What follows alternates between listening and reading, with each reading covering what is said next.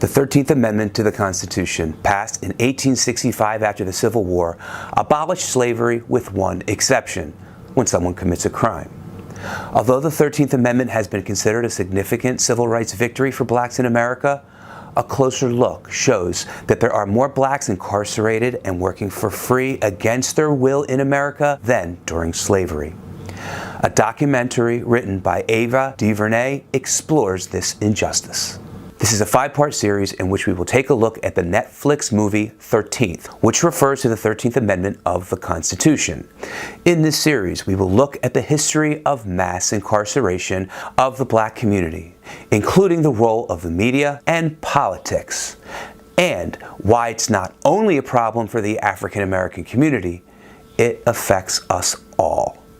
In this episode, we will look at the wording of the amendment and the role of the media in mass incarceration. The wording of the 13th Amendment gives a legal loophole to permit continuing ongoing slavery. The 13th Amendment to the Constitution makes it unconstitutional for someone to be held as a slave.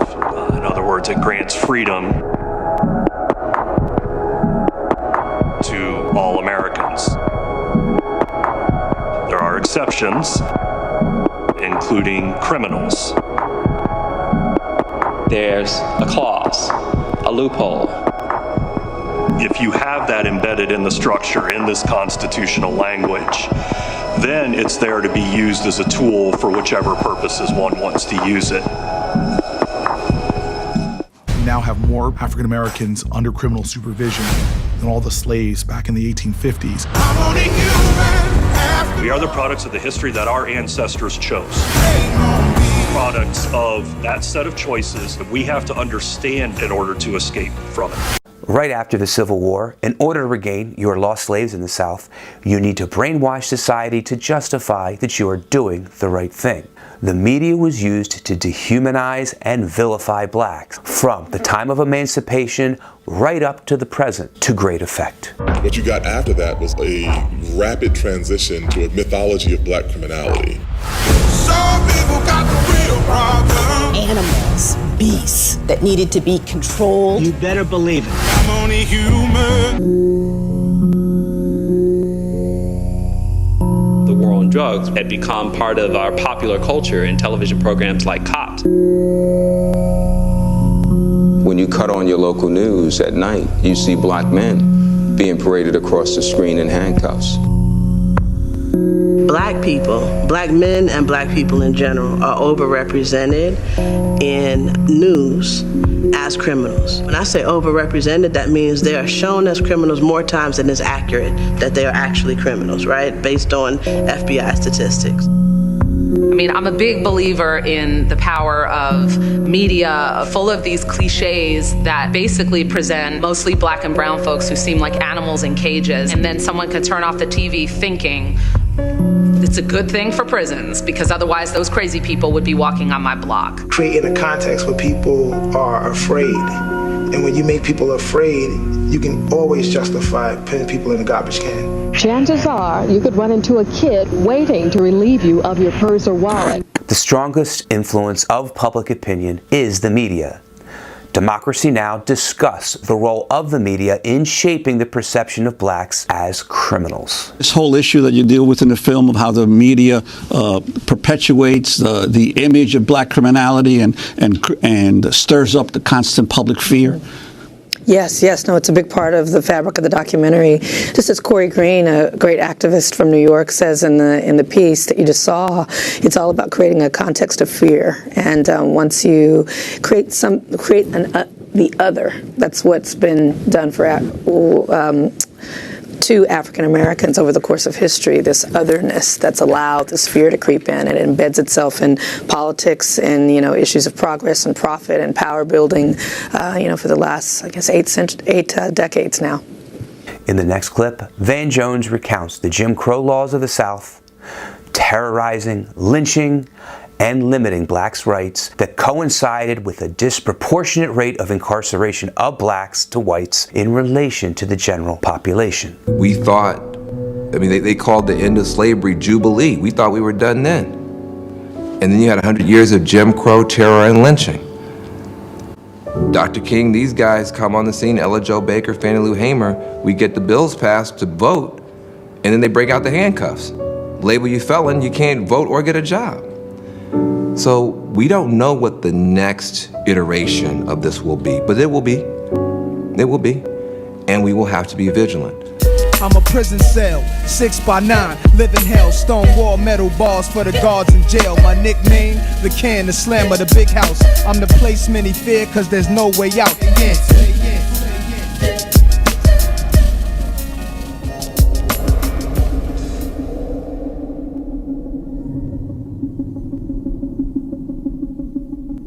The Bureau of Justice reported that 1 in 3 young black males is expected to go to jail or prison during his lifetime, which is an unbelievably shocking statistic.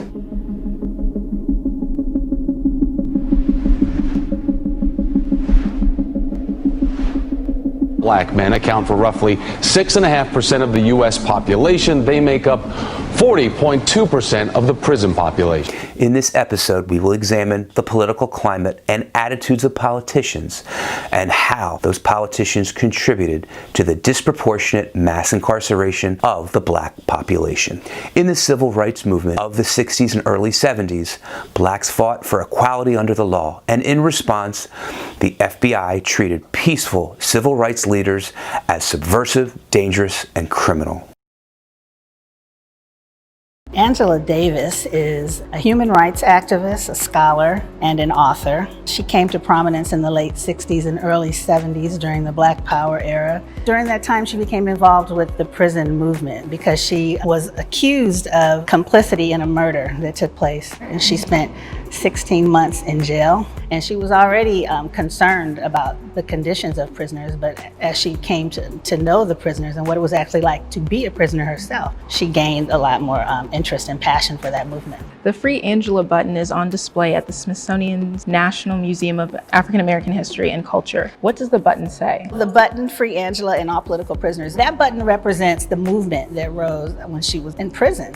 So, and that's one of the reasons that she was ultimately acquitted, because this huge movement took place not just in the United States, but internationally. And those buttons were worn by people, and there were protests taking place all over the place, including outside of her prison. The idea of a political prisoner in the 70s came to mean literally anyone who is incarcerated, especially a person of color, because the idea is that the system itself is oppressive. Even though you yourself may not have been an actual activist, if you are arrested like George Jackson was because you're poor and black and end up spending the rest of your life in prison, then you're a political prisoner. So they were kind of targeting like the whole justice system. Although he's a celebrated national hero now, Martin Luther King Jr. was another enemy of the FBI during the civil rights movement.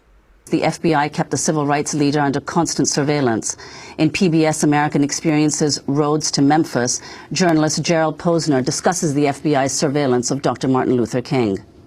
We now know from the documents released by the FBI, an FBI director, J. Edgar Hoover, who had a pathological hatred of Martin Luther King, so much so that he directed his own agents to break the law repeatedly in going after King and taping King and having illegal surveillance on King.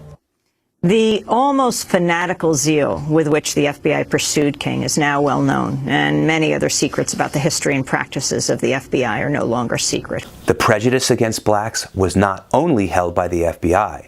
The prejudice was a reflection of society itself, which had been influenced by the media, as was shown in the previous episode of this series. The political climate was such that politicians had to take a law and order position against blacks to obtain the popular vote. It became virtually impossible for a politician to run and appear soft on crime. The kinds of kids that are called super predators. Millions of dollars will be allocated for prison and jail facilities. 3 strikes and you are out.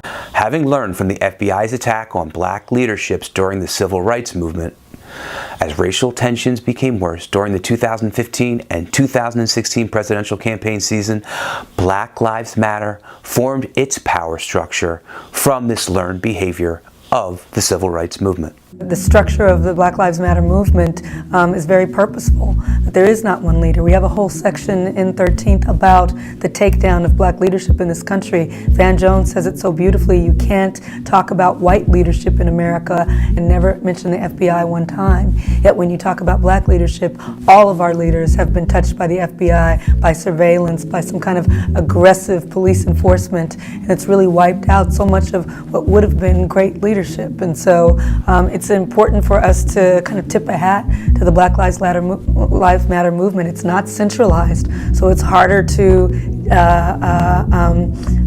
shift power. It's everywhere, and so that's much more powerful. Following the 2016 presidential election of Donald Trump, the indivisible resistance movement imitated the Black Lives Matter power structure. No leadership, just local organizers in counties, townships, and municipalities. Donald Trump ran with divisive anti-race rhetoric that stirred ethnic tensions. In this episode, Ava DuVernay sits down with Democracy Now! To discuss the clips in the documentary 13th involving Donald Trump, going back to his comments involving the Central Park Five. In 1989, 5 African-American and Latino teenagers were arrested for beating and raping a white woman in New York City's Central Park. They became known as the Central Park Five. The teenagers initially confessed, I put that in quotes, but soon recanted, insisting they had admitted to the crime under the duress of exhaustion and coercion from police officers. This is a clip of 13th.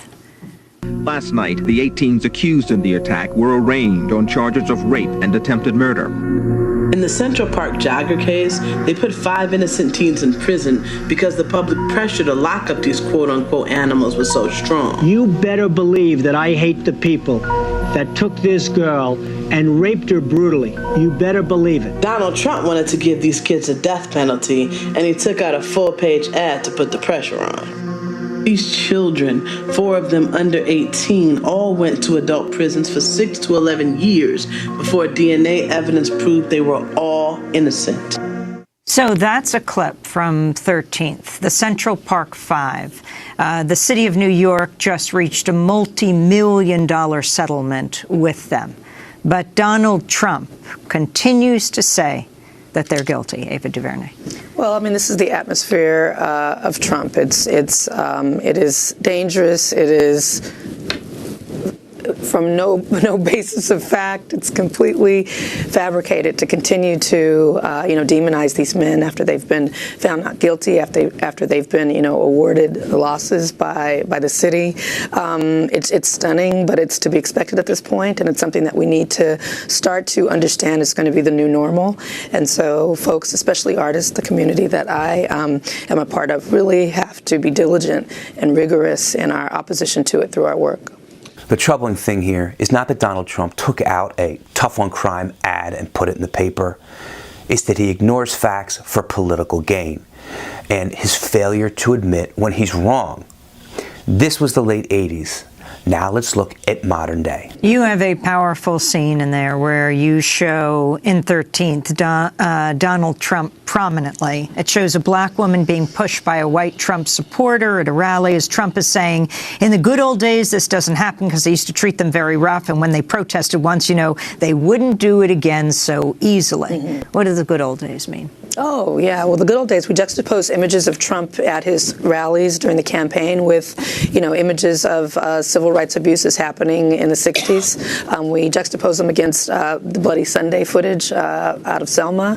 That same atmosphere of ignorance and hate and criminalization and oppression is what, it's hard for me to say president, but what he espouses. And so that footage is important to have. It's something that I want to make sure that we're watching again, during the inauguration when he raises his hand. And I think it's going to be a real sobering moment for the country when you see the power of images, the power of him taking the oath. My hope is that shakes people out of some of the, certainly not your viewers, but many other people out of this kind of reality show haze that we seem to find ourselves in. It is real, it is happening, and we have to remember what he said and continue to hold him accountable. It's not just his rhetoric, his campaign rallies, and the hate that he stirs in others, particularly his zealous supporters. It's also the discriminatory and unconstitutional laws that he proposes. Here's an example. Well, part of what's real is that Donald Trump has called for a nationwide stop and frisk program. This is Trump speaking in September at a town hall meeting at an African-American church in Cleveland hosted by Fox News. There's been a lot of violence in the black community. I want to know, what would you do to help stop that violence, black on black crime? Right. Well, one of the things I'd do, Ricardo, is I would do stop and frisk. I think you have to. We did it in New York. It worked incredibly well. And you have to be proactive. And, you really help people sort of change their mind automatically. You understand. You have to have, in my opinion, I see what's going on here. I see what's going on in Chicago. I think stop and frisk. In New York City, it was so incredible the way it worked. Now, we had a very good mayor, but New York City was incredible the way that worked. So I think that would be one step you could do. Of course, Trump there is rewriting some of the history. In New York, it was declared unconstitutional by a federal judge, and the way it was being implemented in New York. And at one point, it was up to 700,000 people a year were being stopped by New York City police. It's a jaw dropper, and the fact that it's just kind of embraced. It's why shows like yours and the work that documentarians are doing across the board is so important. This fake news, this complete rewriting and distortion of history is how we will continue to go to a more dangerous place. And so it takes, calling it out whenever we see it, playing it again, making sure people listen, fact-checking this stuff. You only hope some of this gets through to folks. In this episode, we will discuss the law and its disparate enforcement upon the black community, which created a school-to-prison pipeline. Presidents Reagan and Clinton each took action which built, and if it didn't build, certainly expanded the school-to-prison pipeline in black communities. Shortly after Reagan became president in 1981, he and Nancy Reagan delivered a speech on the war on drugs. Then, driven by the 1986 cocaine overdose of the black basketball star Len Bias, Reagan was able to pass the Anti-Drug Abuse Act through Congress. This legislation appropriated an additional $1.7 billion to fund the war on drugs. Bill Clinton signed a crime bill that he admitted made the school-to-prison pipeline worse. The 1994 Omnibus Crime Bill that Clinton signed included the federal three strikes provision, mandating life sentences for criminals convicted of a violent felony after 2 or more convictions, including drug crimes. To young people watching or listening, I have a very personal message for you. Say yes to your life. And when it comes to drugs and alcohol, just say no. In 1982, Nancy Reagan's famous words, "Just say no," were popularized from a speech she gave as President Reagan waged his war on drugs. Nancy was the public face of the Just Say No campaign, making appearances to garner public support for the tough anti-crime and drug policies that later proved to be ineffective. Although the Reagan administration presented the war on drugs as a way to save kids' lives, it became a vehicle that destroyed many lives through mass incarceration. While drug use prevention initiatives such as DARE failed miserably to deter children from using drugs, policies such as zero tolerance and drug-free school zones managed to criminalize young people, especially African Americans. In 1980, nearly 15% of all juvenile drug arrests were black youth. By 1990, black youth constituted nearly 49% of all juvenile drug arrests. Just 8 years after Nancy Reagan's now infamous speech. Over that same time period, the black population in the United States grew from 11.7% to just over 12%. That's an increase of only 3.4% over the decade. The number of black youth that were arrested in that same period grew by over 236.5%. This disparity remains despite the fact that a number of studies have shown that black and white youth participate in drug use and sale at just about the same rate. In 1986, 4 years after Nancy Reagan's Just Say No speech, Congress passed the Drug-Free Schools and Communities Act, mandating a zero-tolerance policy for drugs or alcohol on public school grounds. After the law was passed, the incarceration rate of juveniles continued to balloon.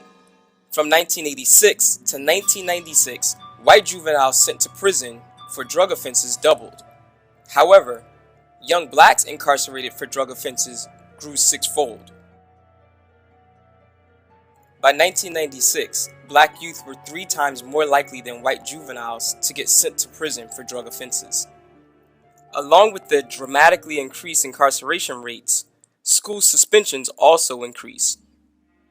Fewer than 4% of students were being kept out of school as a punishment in the 1970s. Suspension rates for all students has nearly doubled from 3.7% in 1973 to 6.9% in 2006. With the advent of zero tolerance, black children experienced a 150% increase in suspension rates, from 6% in 1973 to 15% in 2006. Meanwhile, the white suspension rate gained less than 50% increase, growing from 3.1% to 4.8%. The suspension rate gap between blacks and whites has grown from 3 percentage points in the 70s to over 10 percentage points in the 2000s. In other words, black students are now over 3 times more likely to be suspended than white students. President Reagan's failed policy to sway children away from drug addiction became a pathway to suspension and ultimately prison. Nationally, the United States is incarcerating youth at a rate that is almost 5 times greater than that of South Africa, the country with the next highest youth incarceration rate. The United States youth incarceration rate is 7 times greater than that of the UK, 14 times greater than Germany's, and over 3,000 times greater than Japan's. Over 2 decades after Nancy's Just Say No declaration, African Americans continue to feel the disproportionate ramifications of the war on drugs, representing 26% of juvenile arrests, 44% of youth who are detained, 46% of youth who are judicially waived to criminal court, and 58% of the youth admitted to state prisons.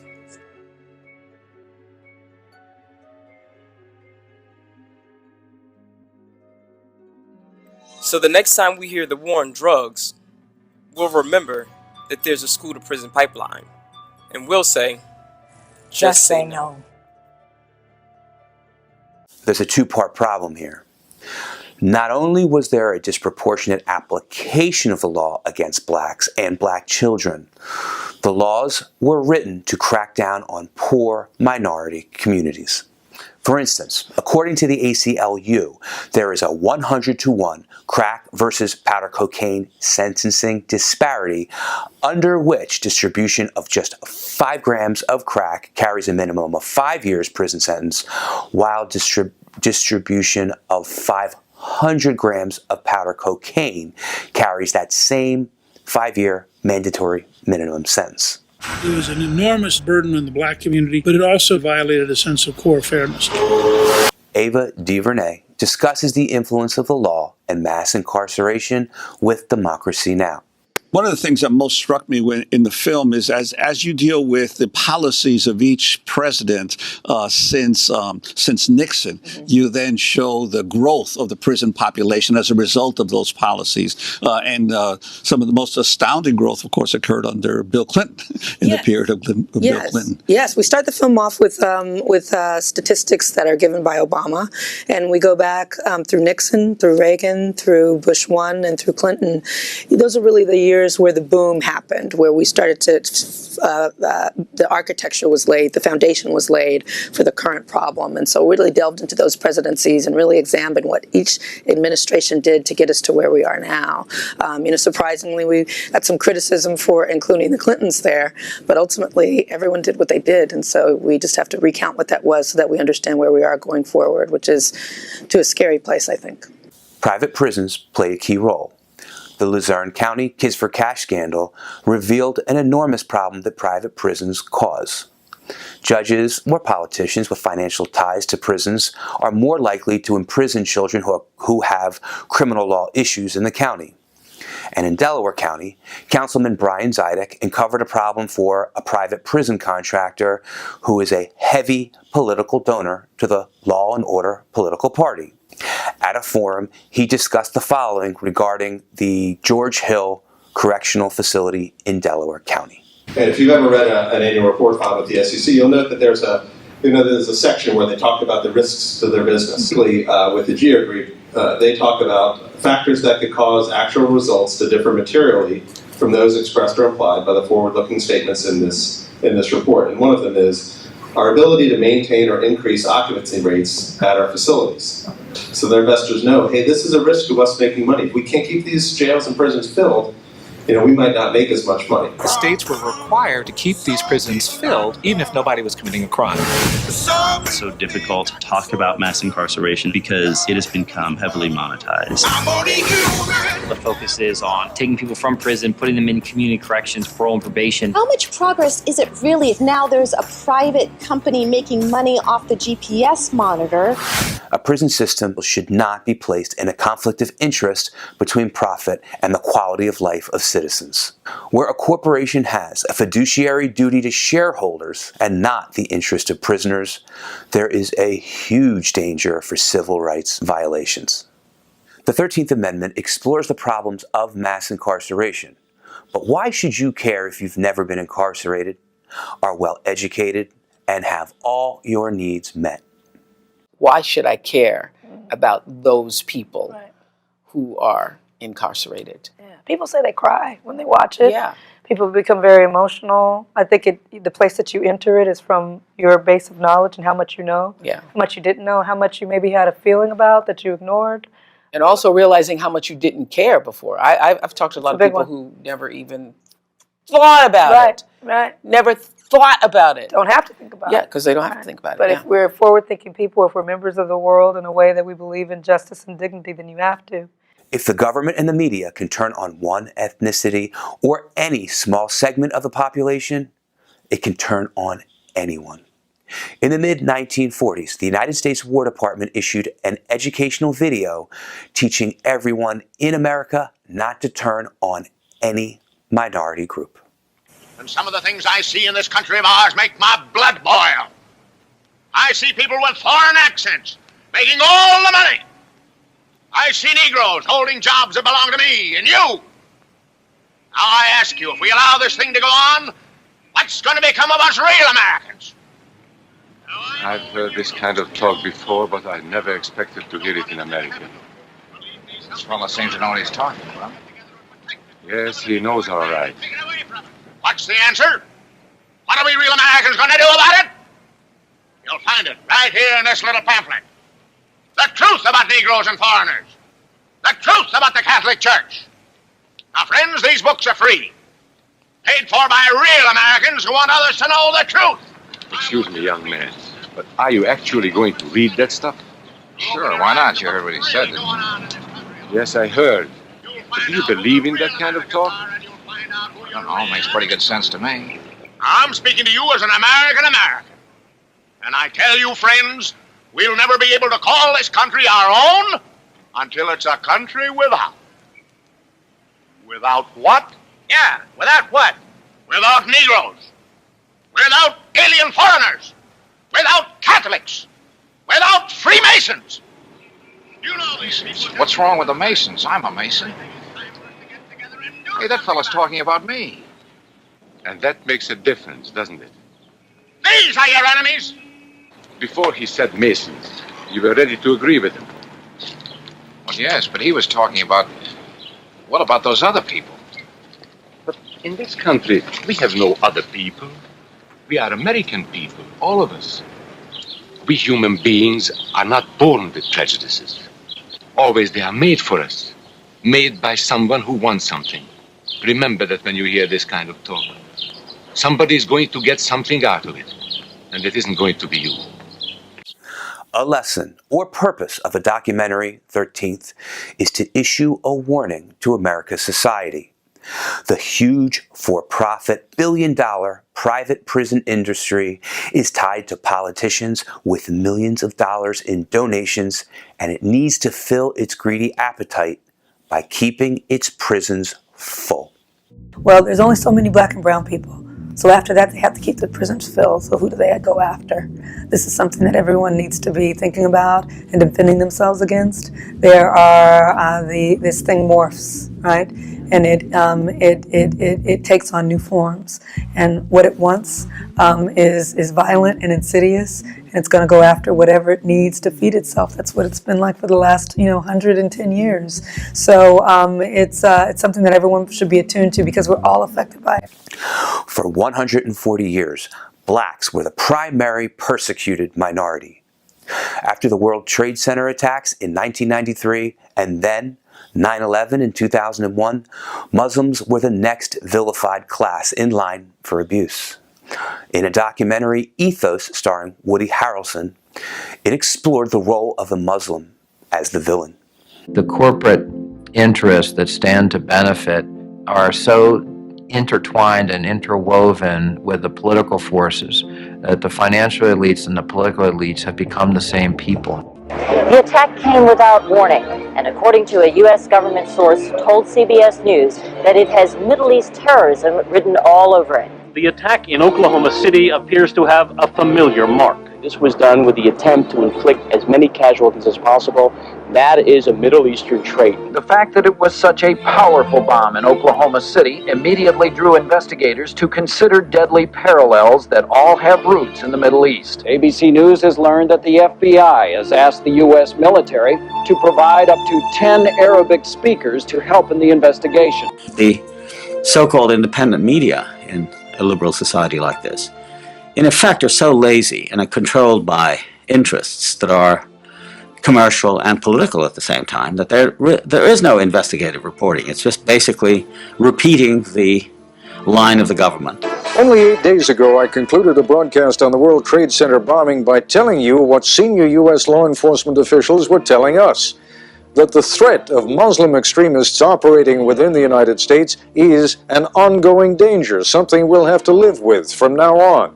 And repeating the lines of the people who have the most influence, for whom Islam is a useful foreign demon to turn attention away from the inequities and problems in our own society.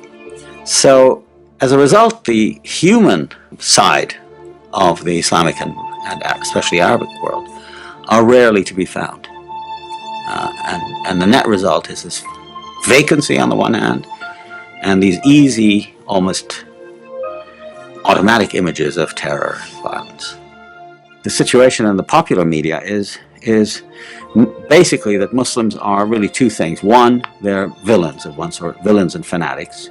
And B, many films end up with huge numbers of bodies, Muslim bodies, strewn all over the place, the result of Arnold Schwarzenegger or Demi Moore, Chuck Norris.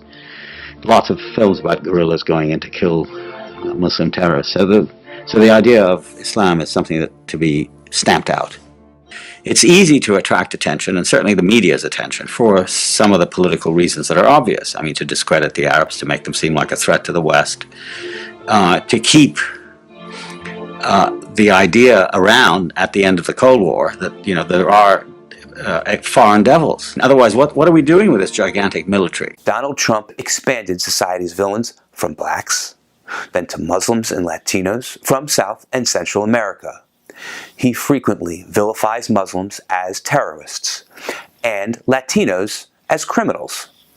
Prior to the midterm elections, he politicized a caravan originating from Guatemala and forwarded a racist video on Twitter to inspire fear as a get-out-the-vote method. Ladies and gentlemen of the jury, please step out into the hallway. If what you did, somebody will break out soon and I'll kill more. See, the only thing that I can regret is if I can just kill two. I wish if I can kill more of those motherfuckers. I'll kill more cops soon.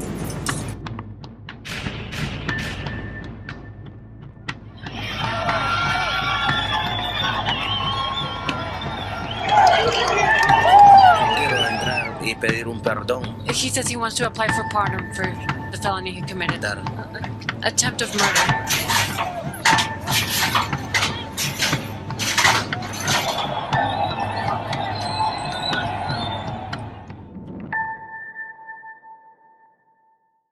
Malkia Cyril of the Center for Media Justice and Kevin Gannon of Grandview University discussed the need to break the dependency of white supremacy, because when all of us are equal, we are stronger as a society. On a much deeper level, we are all interconnected in society, and our society rises or falls by the health of its institutions, and our institutions are profoundly unhealthy right now. Race and injustice are the structure that has been built up in our country since our country's beginnings, and that implicates all of us. So I think being able to say, well, this is an issue that doesn't affect me, that's a profound lack of empathy. And we survive as a society if we're able to empathize with one another. And also, to be real, like in a prison, both the prisoner and the guard is trapped in that prison together. In a racial dynamic of white supremacy, both white people and people of color are trapped by that relationship. We all want to be free. Not only black lives, not only brown lives, but all of us want to be free. And the only way to be free is to make Black Lives Matter right now and to get off of the dependency on white supremacy. And the white community, that's kind of the elephant in the room sometimes, is, well, what should white people do? Well, it is not the job of those being oppressed to fix the oppression. So what we need to realize is the white community, for lack of a better term, is that we are implicated in this system. We are responsible for the way the structures have evolved, and we have work to do.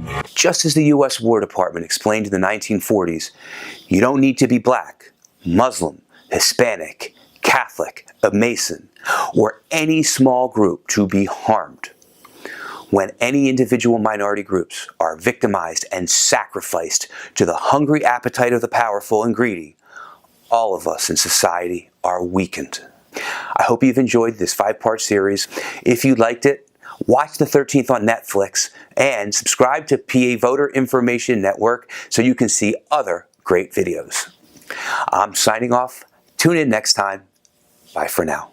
Like, subscribe, and click the notification bell for new videos. To learn more about my legal services, click the links in the description section of this YouTube video or on one of the video links on your screen. Thanks for watching. Bye for now.